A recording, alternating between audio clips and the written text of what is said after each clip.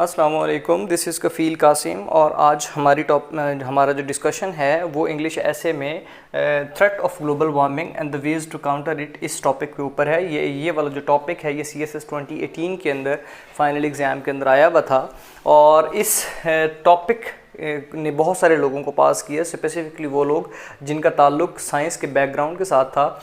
और बहुत कम चांस होता है कि जब एक साइंस का स्टूडेंट एक साइंटिफिक ऐसे को अटैम्प्ट करता है तो वो फेल हो जाए, because he actually knows the scientific language and how to present it, and a little bit literary touch in this essay can really add the glory into it. So firstly, those who opt this essay, those who pick this essay up for the attempt, they should write the introduction, and this introduction must be idealistic and must contains an idea जिसकी वजह से examiner इस बात पे convince हो जाए कि उसको ये वाला ऐसे 5 to 10 मिनट्स के लिए पढ़ना है. And if your introduction is convincing the examiner and appealing the attention of examiner कि वो आपका ऐसे 5 से 10 मिनट के लिए पढ़ ले, he will definitely pass you. So after the introduction, each and every aspirant must go for the definition, must go for the basics of the topic, of the terminology that are present in the topic. For example, there is the one terminology that is used in this essay, that is global warming. Every aspirant must go for the definition of the global warming, as it is defined as the average rise in temperature of the earth with the passage of time. इसको हम global warming कहते हैं. अब इसकी वजह से कौन कौन से थ्रेट्स प्रोड्यूस हो रहे हैं और इसको काउंटर करने के कौन से तरीके हैं, ये एक सिंपल तरीन ऐसे था. अब मसला उस वक़्त बनेगा जब एक बंदा जो ग्लोबल वार्मिंग के ऐसे को अटैम्प्ट करेगा और वो ग्लोबल वार्मिंग का वर्ड पढ़े, वो इसके थ्रेट के वर्ड को नाम पढ़े प्रॉपरली और इसके वेस्ट काउंटर को प्रॉपरली नाम पढ़े, जबकि वो अपना ऐसे को स्टार्ट कर दे रीज़न्स से. मतलब वो सबसे पहली जो आउटलाइन है वो ये दे दे कि रीज़न्स कौन सी हैं जी ग्लोबल वार्मिंग की, जबकि उसने आपसे रीज़न्स का पूछा ही नहीं है. If you are really interested in elucidation of the reasons, then go for it, but only in one paragraph. Describe what is global warming, and this is the definition of almost 1.5 line. और उसके बाद आप बताएं कि भाई global warming की ये वाली रीजंस हैं, उसकी बेसिक टर्मिनोलॉजी को आप एक्सप्लेन कर दें दिस पैराग्राफ में 9 to 10 लाइन्स में. मगर इसके फ़ौरन बाद आप ऐसे को टारगेट कर दें कि उसने ऐसे में सबसे पहली चीज़ पूछी क्या है, what are the threats. Now you should know when you are attempting the global warming what are the related threats of the global warming. Now you will go the threats and enlist the threats in the rough paragraph and arrange all those threats in a sequence और बताएं जी उसको कि global warming की वजह से सबसे important threat irregular rain pattern है, जिसकी वजह से फ्लड्स आते हैं, उसकी वजह से जनाब वो ख़राब होता है, इंफ्रास्ट्रक्चर ख़राब होता है, जानी नुकसान होता है, माली नुकसान होता है. और अगर इरेगुलर रेन पैटर्न ना हो, एक सीक्वेंस के अंदर रेन जनाब ना वो चले, रेगुलर रेंज का सिलसिला चले, जैसे आजकल कराची के अंदर हो रहा है कि जनाब मानसून का सीज़न कभी कितना ज़्यादा हो जाता है, कभी इसकी जो इंटेंसिटी है वो कम हो जाती है. तो अगर ये सब कुछ ना हो तो फिर फ्लड्स का सिस्टम, फ्लड्स के जो हैं तरीके वो भी हमारे पास नुकसानात कम हो, जानी भी नुकसान हो कम हो और माली भी नुकसान कम हो. The next important point is melting the glaciers, because rising temperature is melting the glaciers, and glaciers are melting very fast. So when the glaciers are melting, they are causing the natural calamities in the form of the floods mainly. और इसकी वजह से जो fresh water resources हैं वो भी कम होते हैं, क्योंकि सिस्टम के पास इतनी कैपेबिलिटी नहीं होती कि वो इस किस्म के जो वाटर रिसोर्सेज हैं उनको सेव कर ले. सो वो जितना भी ग्लेशियर्स मेल्ट होते हैं वो अल्टीमेटली जनाब ना सी के अंदर डंप कर दिए जाते हैं, और इसके साथ साथ जो सी लेवल है वो भी राइज़ कर जाता है. Threat to the biodiversity, one of the most grave threat by the global warming for the human beings is the threat to the biodiversity. अब फ़र्ज़ करें किसी बंदे से उसका घर ही छीन लिया जाए तो वो रहेगा कहाँ. हैबिटाट डिस्ट्रक्शन सबसे बड़ा एस्पेक्ट है इसका ग्लोबल वार्मिंग का, कि ग्लोबल वार्मिंग में टेम्परेचर की इंक्रीमेंटेशन की वजह से वो लोग, वो स्पीशीज़, वो जानवर, वो पौधे जो किसी इलाके के अंदर एक ख़ास टेम्परेचर के ऊपर रह रहे थे, उन टेम्परेचर चेंज होने की वजह से, टेम्परेचर राइज होने की वजह से उनको उनका घर ख़त्म हो गया, तो अब वो किधर जाएंगे, सिवाय इसके वो एक्सटिंक्ट होंगे या इंडेंजर्ड हो जाएंगे। The next is rising sea level, क्योंकि आपको पता है कि एसिडिफिकेशन ऑफ द सी की वजह से और कंटिन्यूस मेल्टिंग ऑफ ग्लेशियर्स की वजह से सी लेवल राइज हो रहा है। तो जो वो वाले कंट्रीज़, वो वाले आइलैंड्स, वो वाले जनाब मेट्रोपॉलिटन सिटीज़ जिनका ताल्लुक डायरेक्टली, जिनकी लोकेशन जनाब डायरेक्टली सी के साथ मौजूद है, तो वो तो सारे जनाब ना पानी उनके ऊपर चढ़ आएगा, तो फिर वो किधर जाएंगे। और ये बहुत इम्पोर्टेंट और बड़ा बुरा थ्रेट है जो कि इस वक्त ग्लोबल वार्मिंग काज कर रही है, ग्लोबल वार्मिंग की वजह से नज़र आ रहा है। उसके बाद फायर्स, आप लोगों ने पिछले साल सुना होगा कि ऑस्ट्रेलिया के जंगलों के अंदर आग लग गई और उसने more than 1 lakh species, 1 lakh animals को जनाब ना सफाया कर दिया उसने, बड़े बड़े जंगल जनाब ख़राब कर दिए। अमेज़ॉन के अंदर फायर्स लग गई। ये फायर्स नेचुरली लगती हैं, मगर इस इंटेंसिटी की फायर्स सिर्फ और सिर्फ ग्लोबल वार्मिंग और राइज इन टेम्परेचर की वजह से होती हैं। उसके बाद है water crisis, ozone depletion and heat waves. आपको कराची की हीट वेव्स का पता होगा कि उसकी वजह से लोग मरना शुरू हो गए थे। पाकिस्तान में वाटर क्राइसिस बड़ा एक ग्रेव थ्रेट है जिसके ऊपर हमारी डिस्कशन कम्प्लीटली हो चुकी है। अब वाटर क्राइसिस जनाब डायरेक्टली रिलेटेड है ग्लोबल वार्मिंग से, because as the temperature rises the rate of evaporation boost up. तो उस वजह से जो पानी है वो भी ज़्यादा जनाब ना इवेपोरेट होता है, रेंज भी उस वजह से ज़्यादा होती हैं, उस पानी को कंट्रोल भी नहीं किया जा सकता, स्टोरेज कैपेसिटी भी कम होती है। अल्टीमेटली वो जो नेशन है वो वाटर क्राइसिस का सामना करना पड़ता है उसको। ओजोन डिप्लीशन में ये है कि जो ग्लोबल वार्मिंग की रीज़न है उसमें कुछ गैसेज ऐसी हैं जैसे कि क्लोरोफ्लोरोकार्बन्स हैं, वो के ऊपर जाके ओजोन लेयर को डिस्ट्रक्ट करती हैं। अल्टीमेटली जो अल्ट्रा वायलेट रेज होती हैं वो ज़मीन पर पहुँचती हैं और यहाँ पर रहने वाले जो दूसरे लोग हैं उनकी स्किन को नुकसान पहुँचाती हैं। इसकी बड़ी इंपॉर्टेंट मिसाल स्किन कैंसर है जो कि न्यूजीलैंड वाले इलाके के अंदर लोगों में देखा गया था। अब ये वाले जो थ्रेट्स है, इसके अलावा भी आपके पास बहुत सारे पॉइंट्स हो सकते हैं, मगर आपको सबसे पहली काम ये करना है कि immediately after defining the global warming in this essay you have to target the very first topic and that is threat of the global. You are not going to describe the reason the causes of the global warming in this essay, because you are not actually asked to describe the reasons of global warming. After this you will go for the next topic and the ways to counter it, how you can tackle this challenge, how you can counter this challenge. And the first point is reforestation. As you know, the very first reason of the global warming is deforestation, as the forests are being cut.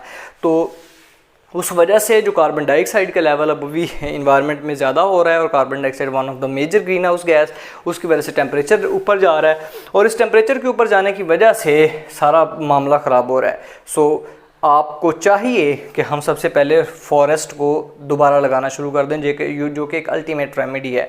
उसके बाद है कि public transport system. हमें पता है कि जितनी भी ज़्यादा पेट्रोलियम प्रोडक्ट्स बर्न की जाएंगी उतना ज़्यादा जो जनाब कार्बन डाइऑक्साइड और कार्बन मोनोऑक्साइड इन्वायरमेंट का हिस्सा बनेंगी। सो हम अपनी गाड़ियों की बजाय, अपने बाइक्स की बजाय अगर पब्लिक ट्रांसपोर्ट सिस्टम इस्तेमाल करना शुरू कर देंगे तो फिर जो इन्वायरमेंट में कार्बन एमिशंस की जो कंसंट्रेशन है वो कम हो जाएगी।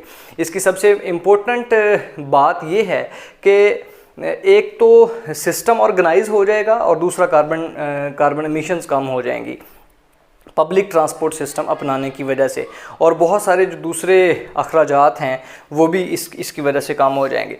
उसके बाद है इको फ्रेंडली इंडस्ट्री। हमारे पास जितने भी ये भट्टे हैं या हमारे पास जितनी भी इंडस्ट्रीज़ लगती हैं जहाँ पे पेट्रोलियम प्रोडक्ट्स को बर्न किया जाता है, जहाँ पे कोल को बर्न किया जाता है, इस बर्निंग की वजह से माहौल में कार्बन डाइऑक्साइड की कंसंट्रेशन ज़्यादा होती है। कार्बन डाइऑक्साइड की कंसंट्रेशन ज़्यादा होती है तो टेम्परेचर अल्टीमेटली इंक्रीज़ करता है। तो हमें असल में ऐसी कार्स को बनाना चाहिए, ऐसी मशीनरी को बनाना चाहिए, ऐसी इंडस्ट्री को लगाना चाहिए जो कि इन्वायरमेंट फ्रेंडली हो, और इस तरह की टेक्निक्स अप्लाई करने की वजह से ही फिर हम ग्लोबल वार्मिंग के थ्रेट को काउंटर कर सकते हैं। Next is say no to coal burning. As we know that we are in the 21st century and this is the century of industrialization, and as the industry is increasing, so the burning of the coal and burning of the petroleum products are also increasing. You cannot compromise actually on the burning of coal, because coal burning or the petroleum burning has become inevitable in the 21st century. हम इससे हमारी जान नहीं छूट सकती, मगर हम इसकी बर्निंग के साथ साथ कुछ इको फ्रेंडली स्ट्रेटजी ज़रूर बना सकते हैं जिसकी वजह से हमारा जो मेजर थ्रेट है वो हम पर इतना ग्रेवली हमारे लिए डैमेजेस काज ना करें। तो कोल बर्निंग, जैसे पोलैंड है उसकी इकॉनमी सारी कोल की एक्सपोर्ट के ऊपर है, कोल बर्निंग के ऊपर है, तो वो तो कभी भी नहीं कहेंगे कि हम जनाब ना कोल बर्निंग को छोड़ दें। सो हमारा बेसिक प्रायोरिटी ये होनी चाहिए कि कोल बर्निंग के अलावा कोई ऐसी टेक्निक्स बनाई जाए, लोगों की इकॉनमी को कुछ इस तरह टैकल किया जाए जिसकी वजह से वो इससे हट कर कुछ और दूसरा काम करें। उसके बाद है public awareness about the looming threat. when we talk about, as we know that Pakistan, in the Pakistan there is almost 60% population living in the rural areas. Now almost from this 60% population, almost 100% of the people are not well aware about the global warming. they know that कि सर्दियों का season कम हो रहा है, गर्मियों का season बढ़ रहा है, बारिशें अजीबोगरीब तरीके से होना शुरू हो गई है, मगर they are not actually well about the threats that are posed by this irregular rain pattern and the reasons behind this irregular rain pattern. सो वो क्या करते हैं जी, इसकी एक ही मिसाल है क्रॉप बर्निंग। मतलब वो गंदम लगाई थी, अगली फसल लगानी है, तो वो गंदम के सारे जो सिट्टे हैं नीचे से वो प्रॉपरली वो कर नहीं सकते, तो वो क्या करते हैं कि जला देते हैं। वो सारे का सारा जितना भी धुआं होता है वो माहौल में शामिल हो जाता है। अल्टीमेटली कार्बन डाइऑक्साइड की कंसनट्रेशन माहौल में ज़्यादा हो जाएगी और इसके ज़्यादा ज़्यादती की वजह से फिर जनाब ना ग्लोबल वार्मिंग भी ज़्यादा होगी, क्योंकि टेम्परेचर राइज़ कर जाएगा और अल्टीमेटली उसके थ्रेट्स भी इस तरह के होंगे। ग्लोबल वार्मिंग इस वक्त 21st सेंचुरी का सबसे जनाब ना ग्रेवेस्ट थ्रेट है। नोआल युवा हरारी कहते हैं, नोआल युवा हरारी ये एक हिस्टोरियन है और ये कहते हैं कि इस वक्त दुनिया को 3 बड़े चैलेंजेस का सामना है और उनमें से एक चैलेंज इकोलॉजिकल डिस्रप्शन है और ecological disruption basically global warming की वजह से है। दूसरा चैलेंज न्यूक्लियर प्रोलिफरेशन है और तीसरा चैलेंज आर्टिफिशियल इंटेलिजेंस है। हम इनके अलावा, ये तो वो टेक्निक है जो कि हर बंदे को डोमेस्टिकली अपनी कंट्री में नेशनली अप्लाई करनी चाहिए ताकि उसकी नेशन जनाब ना ठीक रहे। याद रखें कि ग्लोबल वार्मिंग इन्वायरमेंट किसी, आपने बॉर्डर ज़मीन के ऊपर तो लगा लिए हैं मगर आप हवा के ऊपर बॉर्डर नहीं लगा सकते। और आप ये नहीं कह सकते कि इन जो स्मोग का कॉन्सेप्ट आ गया हमारे पास, स्मोक आ गई, स्मोक और फॉग दोनों मिलके स्मोक बनाती हैं, इसकी वजह से रेस्पिरेटरी डिसऑर्डर्स होते हैं। ये भी ग्लोबल वार्मिंग का थ्रेट है इसकी वजह से, क्योंकि कार्बन कंटेंट्स जनाब सिस्टम के अंदर बहुत ज़्यादा हो गए। तो अब दिल्ली के अंदर होने वाला ये वाला जो प्रोसेस है जिसमें कोल बर्निंग बहुत ज़्यादा लाहौर के अंदर अगर इफ़ेक्ट करेगा या पंजाब के इलाकों को इफ़ेक्ट करेगा, इसका मतलब ये है कि इंडिया ने बॉर्डर तो इस्टेब्लिश किए हैं ज़मीन के ऊपर, हवा के ऊपर तो नहीं ना कर सकते वो। तो फिर ये सारे थ्रेट्स पूरी दुनिया के लिए हैं। अगर दुनिया का टेम्परेचर डाउन जाएगा, अगर आइलैंड्स जनाब ना वैनिश होना शुरू हो जाएंगे, अगर टेम्परेचर चेंज होना शुरू हो जाएगा, अगर हैबिटाट डिस्ट्रक्ट होना शुरू हो जाएंगे, अगर जंगलों में आग लगना शुरू हो जाएगी, तो फिर वो एक मुल्क के लिए ख़तरा नहीं है बल्कि वो पूरे के पूरे दुनिया के लिए ख़तरा है। दरख्त ज़मीन पर ज़मीन के फिफड़ों का काम करते हैं, यहाँ पे वेंटिलेशन के सिस्टम को मेंटेन करके रखते हैं। But if they are being fired then it means that all the human beings living on the earth are being affected, are going to be affected. The next very important point besides this, the next remedy, the next way to counter the challenge of global warming is the political consensus. As we know that the superpowers of the world like USA, China, they are not actually appreciating the remedial measures proposed by the UNO, proposed by the different countries that are most and gravely threatened, Gravely affected by the global warming. वो कहते हैं कि global warming है ही कुछ नहीं, ये myth है, ये साइंटिस्ट का पूरी दुनिया में से पैसे इकट्ठे कर बटोरने का, पैसे इकट्ठे करने का एक तरीका है जो कि बहुत गलत बात है। अगर यही वाला एटीट्यूड रहा यूएसए का, चाइना का, जिसके अंदर वो इन्वायरमेंट के थ्रेट्स को अप्रिशिएट नहीं करेंगे, उसको कंसीडर नहीं करेंगे, तो फिर पूरे का पूरा इन्वायरमेंट ख़राब होगा। और अगर ये पूरा इन्वायरमेंट ख़राब होता है तो अल्टीमेटली यहाँ पे रहने वाले लोग वो जो कहते हैं कि हम इकोनॉमीज़ को बेटर करना चाहते हैं, उनके लिए कोई भी फ़ायदा नहीं होगा। उनकी इकोनॉमीज़ बेटर नहीं हो सकती। क्यों नहीं हो सकती? बिकॉज़ इस पूरे सिस्टम के अंदर वो जो इकोनॉमीज़ हैं वो लोगों की वजह से ही हैं, और अगर लोग मर जाएंगे तो फिर कुछ भी नहीं हो सकेगा। अब ये वाले जो मेजर कंट्रीज़ हैं, इनको क्योटो प्रोटोकॉल, जितने भी समिट्स हैं, जितने भी इन्होंने प्रोटोकॉल्स बनाए हुए हैं, इनको बड़े जज्बे के साथ इम्प्लीमेंटेशन करने की ज़रूरत है। हमारे पास इस वक्त पॉलिसीज़ मौजूद हैं, but we just need a helping hand जो कि हमारी इन पॉलिसीज़ को बड़े जज्बे के साथ इम्प्लीमेंट करवा दे।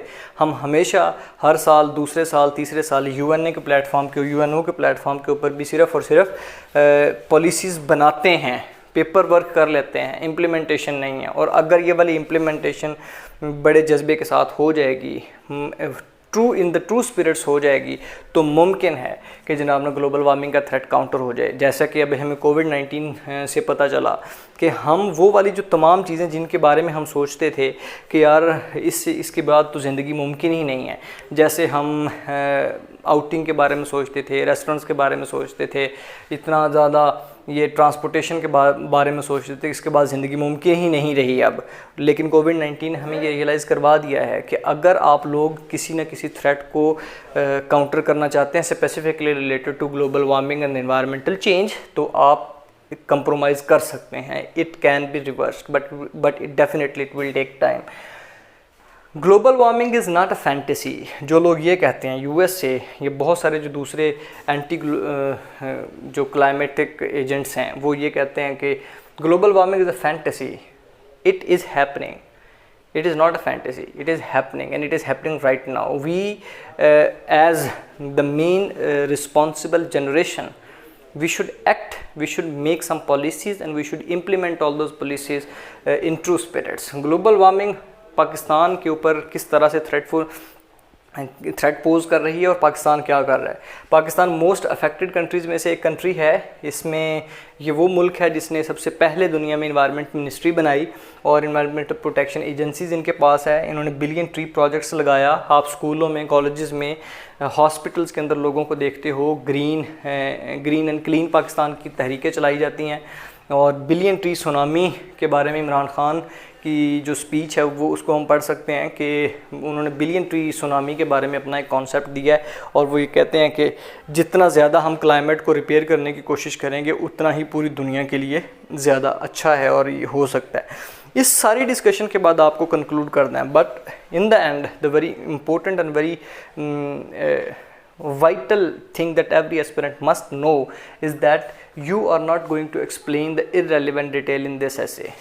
Explain whatever it is asked, whatever the detail is being asked in the essay. For example, there are only two things that are being asked in this essay. The one is threat and the other is ways to counter it. You are not indulging yourself into the irrelevant detail of the essay. For example, reasons or causes and impacts and manifestations. You are just here to describe the threats of the global warming and the ways to counter it. Complete it all, nothing else. इसके बाद आपको इस सारे ऐसे के अंदर जहाँ पे सूटेबल क्लाइमेटिक एक्टिविस्ट मौजूद हों उनका जिक्र करना है, हाईलाइट करना है। जो फेमस पर्सनालिटीज़ हैं, कोफ़ी अनान है, वो स्वीडिश क्लाइमेट जनाब वो एक्टिविस्ट हैं वो, और उसके बाद जितने भी समिट्स हैं वो उनको हाईलाइट करना है। उसके बाद जो फैक्चुअल डाटा होगा, कितने डिग्री सेंटीग्रेड एक साल के अंदर टेम्परेचर चेंज हो रहा है, 2030 में 2050 में कितने डिग्री सेंटीग्रेड टेम्परेचर पहुंच जाएगा, ये सारी चीज़ें आपको बतानी हैं। उसके बाद ही सारी की सारी चीज़ें जो हम पेपर वर्क में करते हैं रियलाइज़ हो सकती हैं।